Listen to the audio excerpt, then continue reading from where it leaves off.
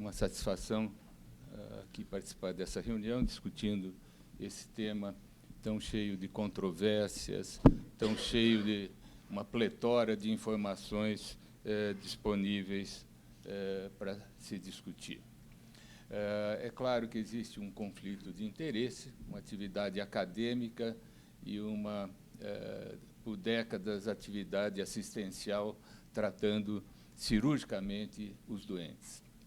Quando nós falamos em risco, gravidade, prognóstico da doença coronária, é claro que nós temos o triarterial, a lesão de tronco, como doenças potencialmente mais graves, só perdendo para síndromes coronarianas agudas. É claro também que houve um extraordinário progresso nos 3 tipos de tratamento. O Rangel já falou que tratamento clínico não é remédio mais, só tratamento percutâneo, um progresso extraordinário que ainda está em curso, e o tratamento cirúrgico um pouco mais estabilizado, mas a cirurgia da década de 60, começo de 70, pouco tem a ver com a cirurgia que a gente pratica hoje, o progresso ele se deu em todos os sentidos, desde a indicação, passando pelo preparo do doente, a condução da cirurgia, o pós-operatório, a técnica operatória propriamente dita, e eu vou resumindo, porque eu achei que eram 20 minutos. Quando nós falamos sobre lesão de tronco, o que nós vemos é que nós podemos ter a lesão isolada, nas 3 porções do tronco, desde o ósseo até a parte distal, as lesões combinadas, o grau de obstrução e a lesão protegida e não protegida.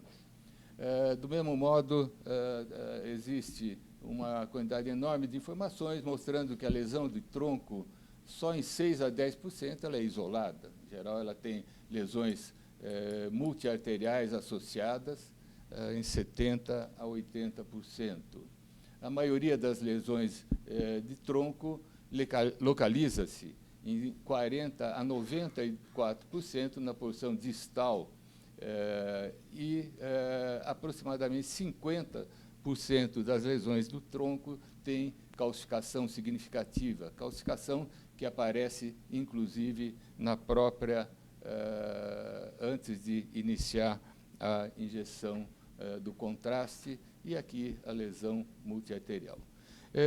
Vou partir do princípio de que existe evidência de que precisa ser o doente revascularizado, como bem disse o Cláudio. É o doente com lesão, com isquemia evidente, com sintomas rebeldes, etc. e tal.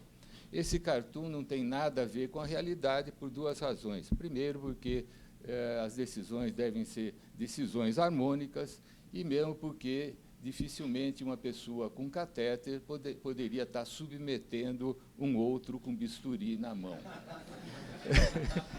Quando nós falamos em as 2 opções terapêuticas, é fácil entender que a cirurgia iniciou na década de 60, a angioplastia na década de 70, o uso multiarteriais em tronco é muito mais antigo na cirurgia do que na angioplastia.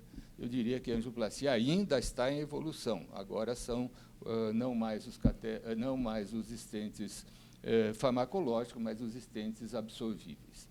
Para a gente analisar essas 2 opções, como eu disse, tem uma pletora de informações que nós passaríamos, o Wilson analisou muito bem, uma pletora de informações, só que aqui nós estamos trabalhando, na imensa maioria dos doentes, com estentes convencionais.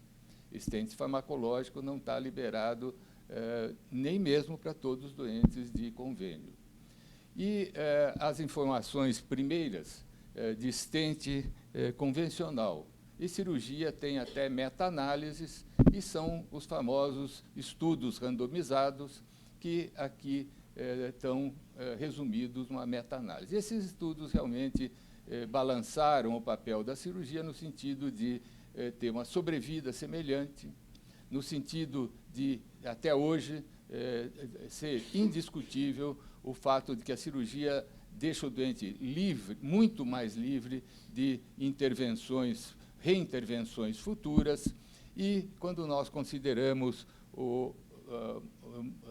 eventos adversos cardiovasculares e cerebrais maiores, que eu vou chamar, por facilidade, MACE, realmente a cirurgia ganha da angioplastia. Só que esses estudos, aqui mostrados sob forma de meta-análise, eles são estudos que partem de estudos randomizados que tomam populações imensas, e dessas populações imensas, um pequeno percentual é selecionado, e vejam que aqui o ARTS, o SOS, isso é exatamente verdadeiro para o MAS. Esses doentes, na verdade, 30%, 40% é multiarterial e 100% deles tem ventrículo normal, e qualquer um aqui nessa sala sabe que, na vida real, os pacientes não são triarteriais, os pacientes têm comprometimento ventricular percentual razoável.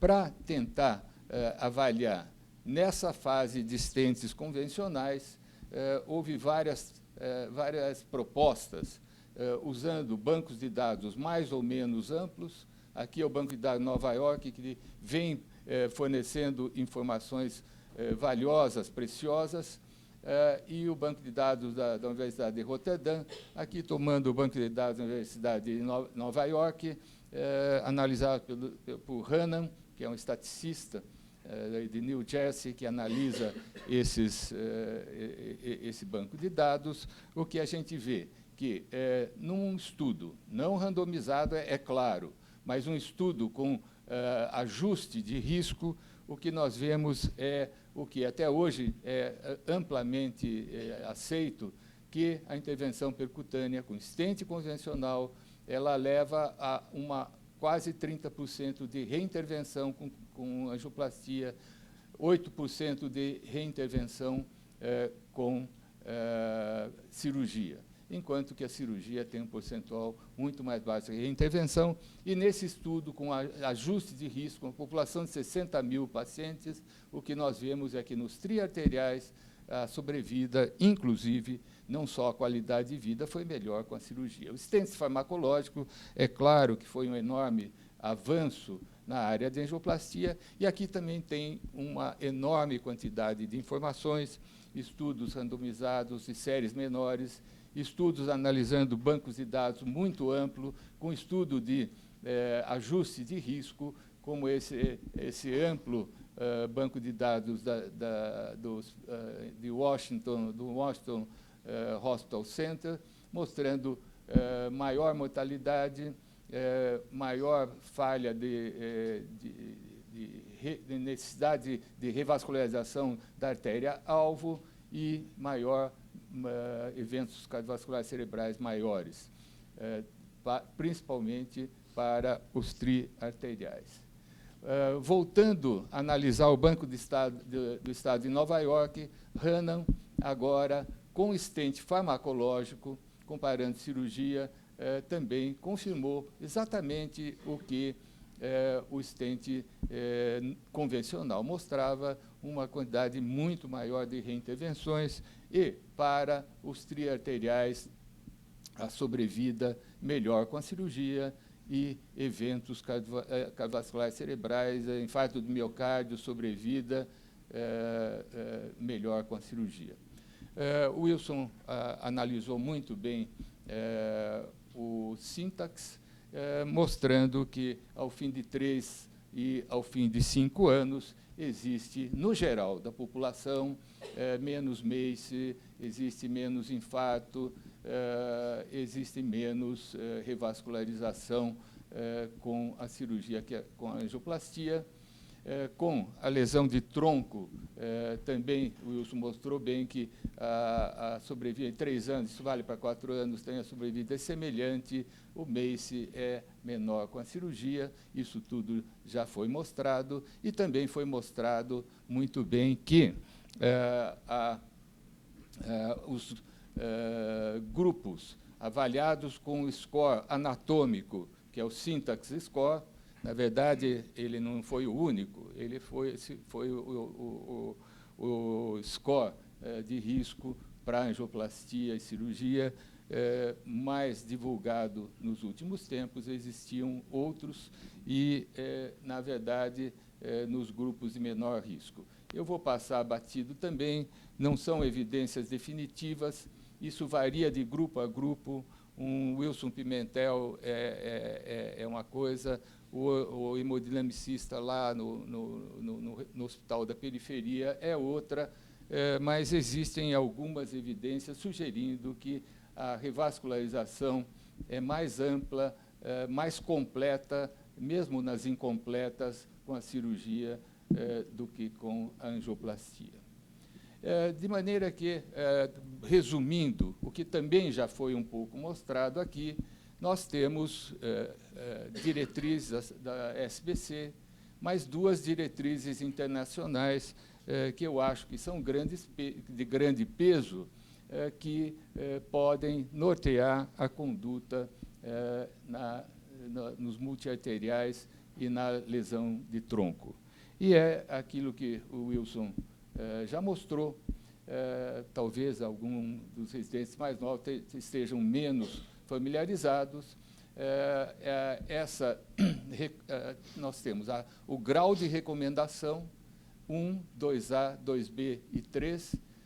O nível de recomendação classe 1 é aquele em que um procedimento terapêutico, um exame, ele deve ser realizado, o tratamento deve ser administrado. 2A é aceitável, pode ser realizado esse procedimento, no nosso caso, essa terapia. 2B, esse procedimento pode ser considerado com menor entusiasmo que no 2A, e no nível 3 não existe evidência de benefício e pode ser, inclusive, deletério e não recomendado, pernicioso para o doente, digamos. Esses graus de recomendação, eles podem ser baseados numa evidência da literatura de nível A, são múltiplos estudos randomizados, meta-análises, revisão sistematizada. Um nível de recomendação B são um estudo randomizado ou múltiplos não randomizados, que são desenhos de científicos menos definitivos, com ajuste de risco, como eu já comentei. E o nível C são mais opiniões de especialistas e séries menores. Então, a diretriz, a primeira diretriz internacional, patrocinada pela Sociedade Europeia de Cardiologia e Sociedade de Cirurgia Cardiotorácica, foram 25 membros elaborando o documento, 24 revisando o documento, 270 referências bibliográficas. Mas aqui é uma recomendação que tem muita força. E essa diretriz europeia, ela propõe que os doentes triarteriais teriam um nível de recomendação 1, quer dizer, deve ser usado, com muita evidência 1A para cirurgia, enquanto que para angioplastia seria um nível de recomendação 2A, nível de evidência B, basicamente o Syntax aqui, e assim vai complicando os triarteriais, mantendo a recomendação e o nível de evidência na cirurgia e diminuindo até não recomendar angioplastia naqueles doentes com Syntax score mais alto, etc. Em relação à lesão de tronco, é a mesma coisa, a cirurgia se mantém para todas as apresentações de lesão de tronco e, para os casos muito favoráveis, lesão de ósteo, uma proposta 2A, nível de evidência B, e conforme vai complicando, o syntax score vai subindo de nível intermediário para nível alto, perde a recomendação. Do mesmo modo, a recomendação do American College of Cardiology e da American Heart, com a participação da Sociedade de Anestesia, das duas sociedades de cirurgia, o STS e a ATS, são 24 membros, também 486 artigos revistos, e também não é muito diferente, ela só inclui que as decisões, idealmente, nível A, seriam tomadas pelo assim chamado Heart Team, cirurgião hemodinamicista e cardiologista, sem incluir a opinião do doente, e também acrescentando como um nível de evidência 2A, e eu concordo plenamente que eu acho que nós estamos colocando o syntax score como uma panaceia para todas as controvérsias, e incluir com nível 2A o syntax e o STS. Em relação à recomendação das sociedades americanas, realmente persiste a cirurgia como nível 1A para o tronco não protegido e menor recomendação e nível de evidência para angioplastia, e para os triarteriais não é muito diferente. Eu dizia que hoje, especialmente no exterior e um pouco aqui, a decisão se baseia muito no syntax score. Só que o syntax score está sendo muito contestado como única ferramenta. O Wilson mostrou até melhor do que eu aqui, que existe o syntax score clínico também, mas algumas análises, aqui eu estou mostrando duas, que sugerem que o syntax não é definitivo para a lesão de tronco. Esse é um estudo da Universidade de Seul, um enorme centro cardiológico, e também dizendo que ele tem um papel parcial para as decisões. Só para terminar também, todos sabemos que a intervenção percutânea tem um uso crescente, de intervenção percutânea de repetição, e é fácil entender que, numa condição de dúvida, se opte pela angioplastia. A percepção de que a revascularização pós-intervenção é segura, ela é muito comum, e é menos conhecido o impacto da intervenção prévia sobre uma futura cirurgia de revascularização. Um dos primeiros estudos foi esse estudo do Canadá, que mostrou, com ajuste de risco, que a mortalidade era maior quando tinha intervenção prévia do que não. Vejam que, numa análise de regressão logística, o peso da intervenção prévia tinha um odds ratio maior do que fração de ejeção baixa, do que insuficiência cardíaca e sexo feminino. Então, a intervenção percutânea ela não é tão inócua, por uma série de razões que tem sido muito discutido. Também, o papel de múltiplas intervenções tem sido discutido em alguns estudos. Um deles é este de Hessen, o grupo do colega Heinz Jacobs, em Essen, na Alemanha, em que eles analisaram não só, nesse segundo trabalho, as múltiplas intervenções. A mortalidade de todas as causas cresceu em uma angioplastia e nas múltiplas angioplastias de forma muito evidente. E o MACE também cresceu principalmente nas múltiplas angioplastias. Existem alguns menos frequentes trabalhos não mostrando isso. Em conclusão, eu acho que a cirurgia tem indiscutivelmente suas vantagens. A angioplastia é um tremendo benefício no sentido de ser uma terapêutica menos agressiva, mas se nós formos falar para apresentações triarteriais ou para apresentações de lesão de tronco, não há dúvida que não é igual. Eu acredito que nem mesmo nos scores de risco mais baixos. Na ilha de Kos, ilha grega de Kos, junto da costa da Ásia Menor, existe esse plátano enorme chamado de árvore de Hipócrates. Eu duvido que essa árvore seja a mesma que Hipócrates ensinava a seus discípulos há 2.400 anos, 400 anos antes de Cristo, mas ele é emblemática essa ilha, essa árvore. Aqui eu estou não embaixo da árvore, eu estou no templo de Asclépio, na mesma ilha de Kos, refletindo sobre o mais popular aforisma de Hipócrates, que diz: a vida é breve, todos nós achamos, né? Ninguém duvida, a arte longa. A arte no sentido de aprender a medicina, no sentido de praticar a medicina. A oportunidade é fugaz, fugidia. Às vezes as decisões têm que ser realmente mais rápidas.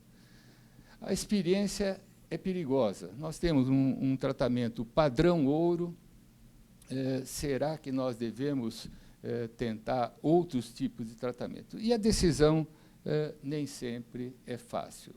É claro que, como foi bem mostrado pelo Wilson, existem situações que eu considero muito menos frequente, em que a angioplastia é a primeira opção de longe e é de um benefício extraordinário para os doentes. Obrigado pela atenção.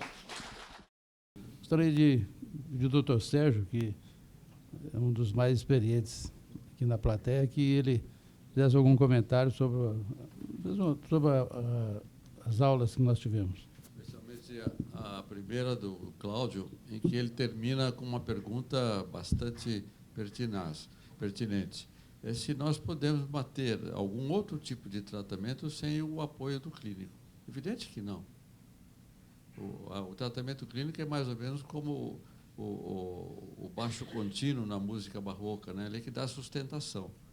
Aqui, mas infelizmente o que a gente vê não é isso. A quantidade de pacientes operados que retornam algum tempo depois, abandonados, quer dizer, não por culpa do clínico, mas por falta de intervenção do clínico, né? Porque às vezes o paciente também colabora para isso. Mas essa é uma queixa que nós temos e que está na literatura. E agora, quando se discute intervenção percutânea e cirurgia, sempre se levanta um ponto de grande importância, é que os pacientes submetidos à angioplastia são melhor cuidados, recebem mais tratamento, recebem melhor tratamento que o grupo cirúrgico. Talvez até possa ser, porque o grupo cirúrgico se supõe melhor, o doente e o médico diz: não, ele está tratado, pode ficar. Mas não é. O que a gente sabe é que ele precisa e muito, né? Então, eu achei muito boa a sua terminação aqui da aula, porque esse é o ponto que precisa ser salientado. O tratamento clínico é para todo mundo. E sempre. E nunca nós devíamos dizer tratamento clínico versus intervenção. Por quê? Versus intervenção mais tratamento clínico. Então, é o tratamento clínico simples ou o tratamento clínico associado. Então, esse é o ponto que precisa ser salientado. O Pimentel mostrou muito bem o problema do conflito, se é que existe conflito entre a angioplastia e a intervenção plástica, cirúrgica, e mostra um fato que é muito celebrado e pouco aplicado, que são os consensos. Então, quando a gente olha a lista dos consensos, quer dizer, a cirurgia deveria estar num crescente, e ela está num decrescente. Mas todas as evidências são que ela é melhor para uma população muito grande. E não é a população que chega hoje para a cirurgia. Então, há um certo descompasso. Depois você acrescentou um ponto importante também, que é expandir o conceito do síntese. O síntese contribuiu muito para definir o que é uma coisa e o que é outra, mas ele precisa ser aprimorado. Isso que você está mostrando, o conceito expandido para um score clínico associado, eu acho que é fundamental. Agora, tem um ponto que tem sido pouco salientado no síntese, primeiro que vale a pena comentar é que o Sintax está chegando nos 4 anos, nos 5, que era proposto, os resultados vão ficando mais claros, mas ele vai sendo esquecido, porque estão aparecendo outros. Não é isso? Então, sempre é assim, o estudo prospectivo randomizado ele só reflete a realidade com o tempo, mas com o tempo ele perde a importância. E aí nós perdemos a lição que ele trouxe, porque já estamos pensando em outros estudos que estão em andamento. E é evidente, tem que ter, porque precisa andar, mas não pode esquecer da lição que veio atrás. Não é?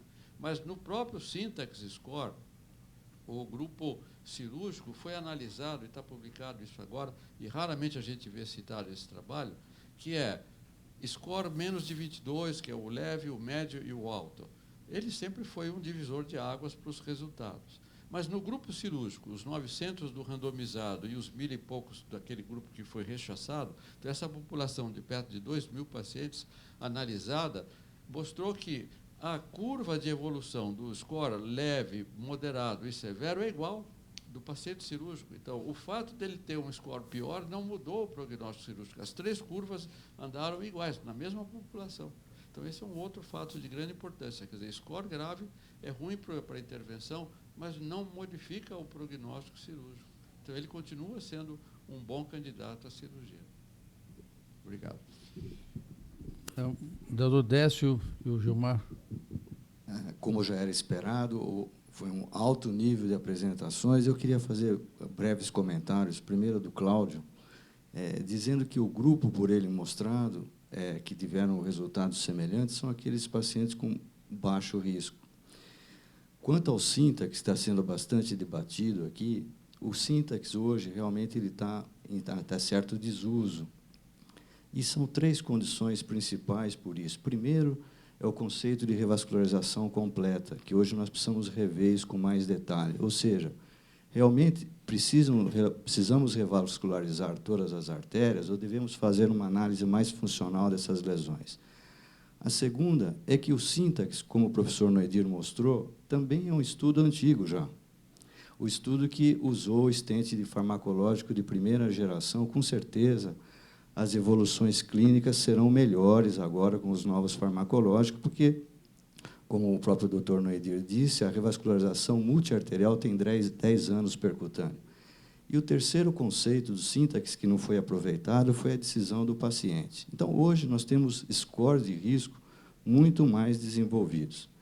O terceiro ponto é em relação ao cuidado na indicação de lesões de tronco. Eu acho que o Wilson mostrou bem, a literatura está robusta hoje em dia, no 2012, mostrando que tem territórios do tronco que o resultado por percutâneo é muito bom.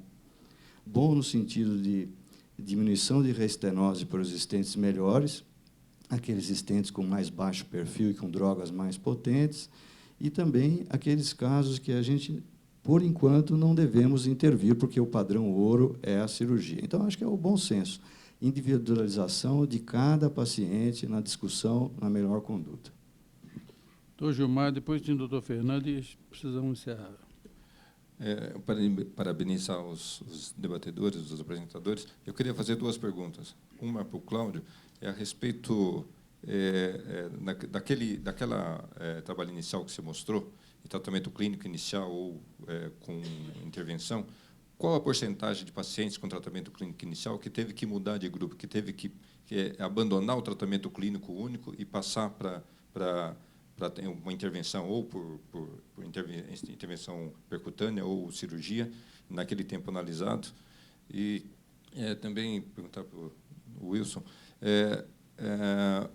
o fato de você não poder aplicar o Syntax, ou não ter uma liberdade de aplicar o Syntax nos pacientes do SUS, pelo fato de não usar os assistentes farmacológicos, o que isso impactaria na nossa conduta em relação a esses pacientes atualmente aqui no Brasil? Porque é possível aplicar esse tipo de conclusão nesses pacientes a partir do momento que você não pode usar o assistente farmacológico? Então, o que isso impactaria na nossa conduta hoje em dia? Obrigado. Naquele primeiro trabalho, o que levou à mudança de conduta foram algumas situações. Primeiro, o não controle do sintoma, tá? Piora da carga isquêmica aos exames de isquemia, tá? E, em termos de porcentagem, foi na casa de 30%, tá? Na evolução de 5 anos. O que é criticável esse trabalho é que depois saiu outros trabalhos com evolução de 10 anos. E na evolução de 10 anos, a cirurgia teve um leve acréscimo em relação a melhor prognóstico do que os outros tratamentos. Foi o MAS-2 demonstrou isso daí. Então, a crítica posterior a esse trabalho, que foi um tempo curto de evolução, no tempo mais longo de evolução, nesses pacientes que são de médio e alto risco, parece que a cirurgia tem uma evolução melhor. Bom, eu gostaria de fazer alguns comentários em relação ao que foi questionado aqui. Primeiro, o Sintascore, que o Décio falou que já é uma coisa já ultrapassada, eu diria que não. O Sintascore ele deu uma visão muito clara para todos, os clínicos, nós, os cirurgiões, que existem 3 grupos diferentes. Isso é uma coisa fundamental. A classificação, talvez os resultados sejam bastante discutíveis. Eu vou até atrás de um comentário que o doutor Sérgio falou na última reunião, que a mamária tem mais de 30 anos de evolução e que nós estamos mudando de primeira geração de stents, segunda, terceira.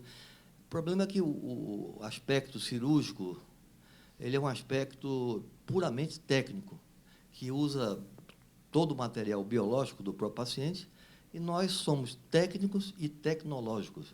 Nós não podemos parar no tempo e se satisfazer com os stents, por exemplo, que foi usado no Syntax, que era o pior stent agora, sabendo, né? Então, há uma evolução tecnológica para melhor, naturalmente. Então, nós não podemos parar na parte tecnológica também. É fundamental. Em relação ao paciente do SUS, eu diria que, fugindo da metodologia, como somos nossos pacientes, naturalmente que esses pacientes nós não podemos levar em consideração. Se pegar uma lesão de tronco com mais um vaso, que você tentar colocar um stent convencional num paciente desse, com certeza você está, no mínimo, sendo antiético, né? É uma coisa fundamental. Nós sabemos que o stent farmacológico ele pode não ter mudado muito em relação à mortalidade, o convencional e o farmacológico, mas em relação à nova revascularização, e principalmente também o infarto no tronco da coluna esquerda, ele é fundamental. Desde que haja um tratamento, hoje, se sabe que esse tratamento tem que ser diferenciado, com o uso mais prolongado de antiagregantes, etc. Os stents hoje, os mais modernos, tem pelo menos 1/4 daquela fase inicial da trombose que existia nesse estudo do Syntax, que é o Taxo, que foi usado 4,6 stents por paciente do pior stent que tinha naquela época, que era o melhor, né? Então, hoje, a evolução tecnológica, com certeza, vai mudar a nossa especialidade. Não podemos fazer de forma nenhuma disputar no aspecto de resultado, porque nós somos muito... Eu acho que eu sou uma época que não tinha angioplastia. Então, a cirurgia ela é uma coisa espetacular. A mamária, se a coisa fosse um pouquinho mais inteligente, eu acho que já nascia da mamária. Não, já nascia direto. Não precisava nem operar. Não. Então, é uma coisa que o que nós estamos fazendo tentando melhorar a parte técnica, que nós estamos passando da fase de adolescente para adulto, né? E a parte tecnológica, que é a evolução natural da tecnologia, da melhoria dessas peças que nós usamos. O cirurgião não usa peça, o cirurgião usa a sua capacidade técnica. Naturalmente, é fundamental que a gente encontre resultados e resultados. Assim como o Noedi comentou também, tem resultados da cirurgia, resultados da angioplastia, e assim por diante. Mas nós dependemos também da parte técnica. Então, é fundamental que haja essa primeira geração, segunda geração, terceira geração, se possível a quarta, quinta, sexta. Eu até não acredito muito no stent bioabsorvível, não, porque ele não dá muita sustentação. Ele não funciona como o aspecto principal, que é manter a artéria aberta. Eu acho fundamental você ter alguma forma de metal altamente compatível, como se usa, por exemplo, em ortopedia, um stent bioabsorvível na sua composição que solta a droga no polímero, e eu acho que o caminho é por aí. Eu acho que o caminho é por aí, não o stent bioabsorvível da nós. Muito obrigado. Vamos fazer o Fernando, por favor. O que a gente tem que levar em consideração, em muita consideração, é um dado da Sociedade Brasileira de Cardiologia, e não só da brasileira, que o tratamento pós-intervenção quer cirúrgica, quer percutânea, ele é falho. Os pacientes hoje tomam estatina em 70% das vezes, aspirina em 60% das vezes, e assim vai. Então, nós fazemos uso dos scores, brigamos se é um score, se é um outro, e não existe um score de segmento pós-operatório, pós-intervenção. Então, as curvas de mortalidade de novos eventos aumentam muito em detrimento da falha do tratamento. Uma briga muito interessante que a Sociedade de Cardiologia teve com o Ministério promoveu a liberação de trombolítico de última geração para o atendimento de qualquer indivíduo que nasça no Brasil. Se a gente não fizer um registro mostrando a ineficácia atual dos stents não farmacológicos em comparação com os farmacológicos e mostrar que o hospital está cada vez se enchendo com novos casos de doença arterial coronária, superajuntado com as reintervenções, e não provarmos para o ministro ou para quem quer que seja que é importante oferecer o melhor para trabalharmos menos e respeitarmos a vida dos pacientes, nós não vamos a lugar nenhum. Uma casa como essa, que representa uma quantidade enorme de cirurgias cardíacas e de angioplastias, tem, per si, condição de, sozinha, mostrar para o Brasil e para o mundo essas diferenças. Então, os registros dessa nossa casa, deve ser um registro feito de maneira rápida para que nós tenhamos um benefício a todos. A posição em relação a tudo isso é que o tratamento clínico, hoje em dia, ele está sendo negligenciado, tanto pelo clínico, tanto quanto o paciente. Nossa população opera e engorda, opera, fica sedentária, opera, fuma, opera, não toma remédio. Essa é a realidade. A nossa realidade tem que ser uma realidade proativa e deveria existir um score de acompanhamento. É uma sugestão para que a gente tenha, nos pacientes, uma comparação entre quem fez o tratamento de modo correto e quem fez o tratamento de modo incorreto e comparar as duas variáveis para a gente ter uma noção se realmente a cirurgia, se realmente o stent, a angioplastia, tem resultados A e B. E, em relação a um ponto final, fundamental, é a presença de dor. Dor pós-angina, pós-operatória, ou angina, qualquer tipo de reabilitação, aumenta a probabilidade de morte de 3% a 5% dos pacientes. Existem medicamentos, condições, e nós temos que rever isso no tratamento clínico. Eu acho que muita coisa foi abordada, nós temos muito da literatura. Syntax Score, Euroscore, vários estudos. Agora, o que a gente tem que ver, e tudo isso contribui realmente, mas estudo randomizado, como foi bem demonstrado aqui, é um estudo altamente seletivo da escolha desses pacientes. Então, o que não foi abordado, eu só queria dizer isso hoje, que foi abordado na reunião passada, é a criação do Heart Team. Isso é fundamental hoje para a escolha do doente, porque nós temos que levar a comorbidade também muito em conta. E quem que vai fazer parte desse Heart Team? O hemodinamicista, o cirurgião, o clínico, o intensivista, que é o médico que vai cuidar do paciente, e, às vezes, até mesmo a presença do anestesista junto para essa decisão final. Então, hoje, a decisão final, acho que ela cabe muito mais a esse Heart Team, que deve ser formado, esse que deve ser incentivado para a gente oferecer o melhor para o paciente em cima de várias evidências que a gente tem na literatura. Obrigado. Muito obrigado a todos.